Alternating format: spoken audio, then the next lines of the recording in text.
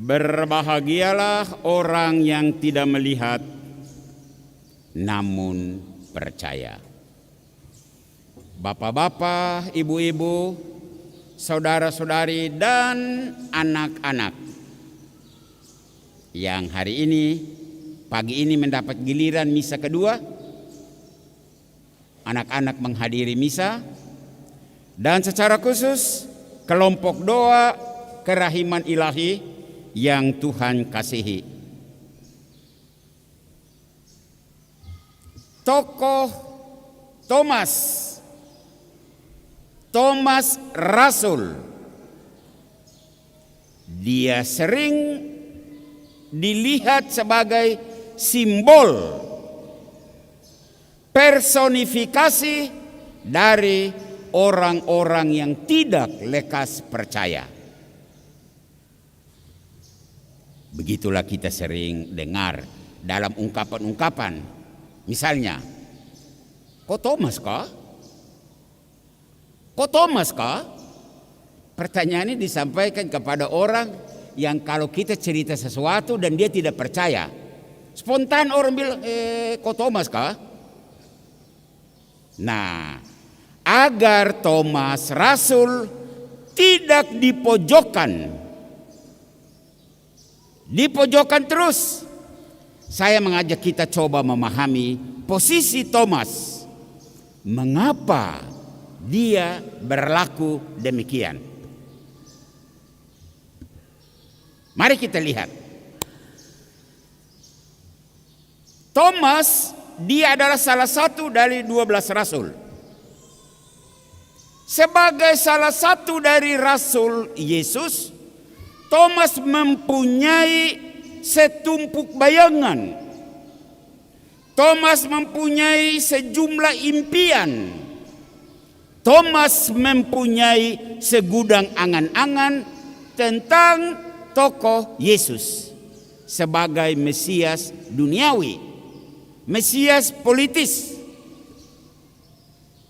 Sama seperti semua orang Yahudi pada umumnya, Thomas berharap bahwa Yesus Mesias, dia menggantikan posisi Raja Daud. Begitulah, Yesus akan mendirikan kerajaan mesianis. Pasukan tempur akan dibangun sesegera mungkin. Dan sebagai Mesias, Yesus akan memimpin pasukan tempur itu. Dan orang Yahudi akan maju menyerbu Imperium Romanum.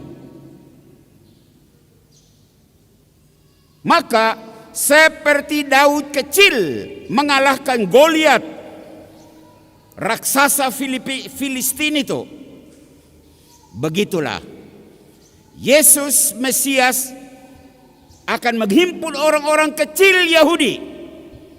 Mereka akan mengalahkan kekaisaran Roma. Itu angan-angan.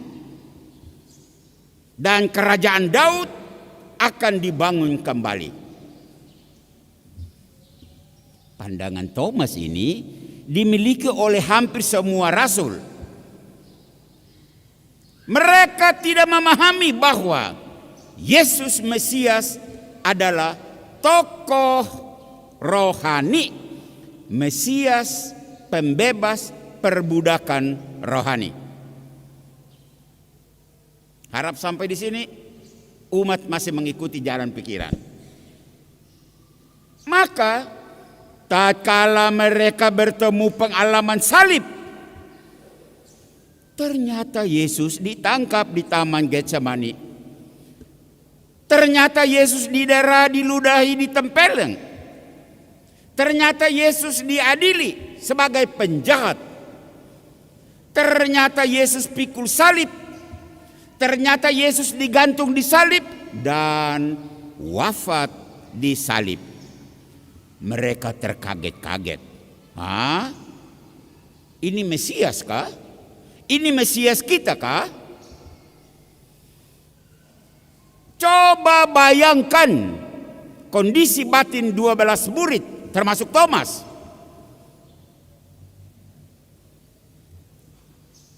Hari ini Injil bercerita, selain mereka takut jangan-jangan nanti mereka juga ditangkap dan diperlakukan seperti Yesus, para murid berada di sebuah tempat ketakutan, kehilangan arah. Mereka menutup diri, berdiam di ruangan tertutup. Dan dalam situasi dan kondisi seperti ini, Yesus datang dan menyapa, "Damai sejahtera bagimu." Ini sapaan cocok untuk para penakut. Kemudian Yesus memperlihatkan tangannya yang berlobang. Yesus memperlihatkan lambungnya yang terluka. Sayang, saat Yesus datang, Thomas tidak ada. Thomas tidak ada di ruangan itu.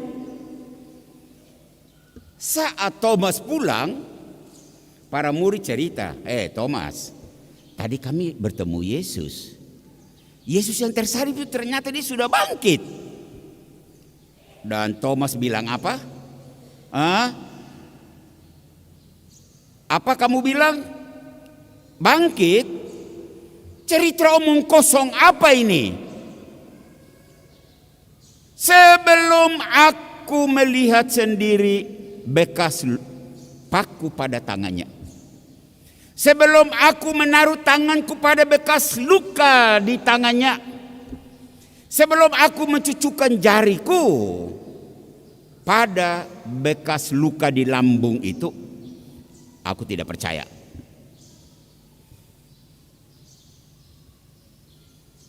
Delapan hari kemudian, hari ini, pagi ini, para murid masih dalam ketakutan berkumpul. Thomas ada. Thomas ada bersama mereka. Dan tiba-tiba Yesus muncul dalam kelompok. Tidak omong banyak, langsung menuju ke Thomas. "Thomas, kemarilah. Mendekatlah padaku. Dekatlah, dekat. Ini tanganku yang terluka. Ini lambungku yang terluka." Kau sudah lihat? Sudah? Sini. Letakkan tanganmu pada luka di telapak tanganku. Ayo, silakan. Cucukkan jarimu ke dalam lambungku yang berlobang ini. Ayo, silakan. Sudah? Thomas, berbahagialah orang yang tidak melihat namun percaya. Bapak-bapak, ibu-ibu, saudara-saudari, dan anak-anak yang terkasih, secara khusus kelompok doa kerahiman ilahi. Hari Minggu kerahiman ilahi ini dengan moto "Yesus engkaulah andalanku, aku berharap padamu." Kalau kisah Thomas ini dalam Injil kita kaitkan dengan moto "Yesus engkaulah andalanku, aku berharap padamu", maka kira-kira apa pesan untuk kita umat paroki katedral? Secara khusus pesan untuk kelompok doa kerahiman ilahi. Pastormu menyampaikan satu pesan. Pesannya apa? Waspadalah terhadap fenomen Thomas zaman ini. Siapakah Thomas zaman ini? Itulah orang-orang yang runtuh mental saat menghadapi badai kehidupan ini. Itulah orang-orang yang gampang down dan menyerah menghadapi masalah dalam hidupnya. Itulah orang-orang yang kalah dan menghilang saat tantangan itu mendatangi hidup mereka. Itulah orang-orang yang sama seperti Thomas yang hilang harapan saat Yesus wafat di salib. Begitulah banyak dari antara kita pernah masuk dalam situasi Thomas, situasi badai kehidupan, situasi salib. Lalu saat kita di gereja, kita berseru, haleluya, puji Tuhan, Yesus engkaulah andalanku. Yo, saat dia pulang ke rumah, saat ia berada di masyarakat, saat ia berada di tempat kerja, saat menghadapi masalah berat, menyangkut hidup perkawinan misalnya, menghadapi masalah PHK, non-job, jobless misalnya, saat menghadapi masalah kesulitan uang misalnya, saat menghadapi masalah putus cinta dengan pacar misalnya, tidak ada jalan keluar, semua jadi gelap, putus asa, hilang arah, down. Di sini kita seperti Thomas, hilang kepercayaan, bahkan Tuhan tidak punya tempat di hati kita. Boleh cek. Boleh cek. Di saat badai itu datang seperti dihadapi oleh Thomas, hilang pegangan. Syukur cerita hari ini dalam Injil, kisah Thomas sungguh melegakan. Di saat-saat genting hidupmu, di saat badai hidupmu, ingatlah, seperti Thomas, Yesus akan datang, Yesus akan hadir, dan dia akan menyapa engkau, sama seperti dia menyapa para murid dan menyapa Thomas. Damai sejahtera bagimu. Dan sama seperti Yesus menenangkan kondisi batin gelisah dari Thomas dan para rasul, yakinlah, percayalah bahwa Yesus yang sama, dia akan hadir di dalam kegelisahan hidup perkawinanmu. Yesus yang sama akan hadir di kegalauan putus cintamu. Yesus yang sama akan hadir dalam masalah PHK-mu. Yesus yang sama akan hadir dalam pergumulan rumah tanggamu. Karena Dia Allah yang Maha Rahim. Sama seperti Yesus mengalahkan derita dan maut, begitulah engkau jangan kalah terhadap derita yang menderamu selama ini.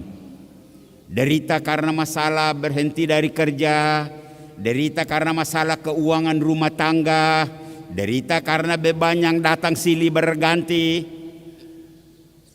Katakan dan serukan dengan iman, sekali lagi dengan iman, seperti kita dengar dalam bacaan kedua dan bacaan Injil.